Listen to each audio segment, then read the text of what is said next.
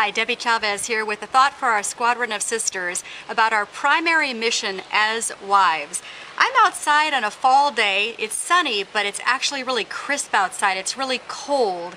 And to tell you the truth, that chill in the air is sometimes the way that our husbands perceive the home when they walk in and they see us. There's a decided chill in the air. Sometimes we let resentment build, we forget to concentrate on what's good about our spouse, and we think about what's bad about our spouse, and pretty soon the whole thing spirals out of control and the marriage begins to slowly wither and die. But I'm here to say there is a better way, and God's Word reveals the better way. In fact, if we go all the way back to Genesis chapter 2, where woman is first introduced on the scene, we get an insight, a glimpse as to why in the world God created wives in the first place. He says it very clearly in Genesis 2:18. He says, "It is not good for the man to be alone. I will create a helper suitable for him." Ladies, that's our purpose. Yes, we have other identities in life too. We're not just wives. We are women. We are daughters of the Most High God. We are moms, some of us. But our primary mission, the reason that we were created, is to be a helper to the man. It wasn't good for him to be alone. And I know sometimes this idea of being a man's helper does not sound very glamorous. In fact, it sounds like, what? I'm supposed to be his helper? What about me? Aren't I important?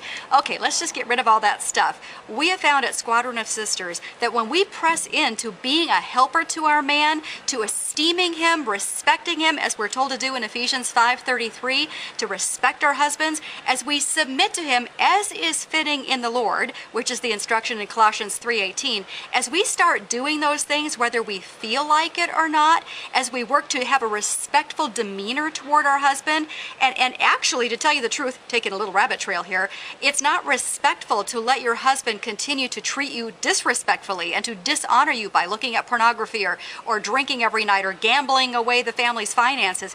That is not respectful for you to say, okay, well, whatever. That's actually not respectful of your husband. But we'll get into that in a future teaching.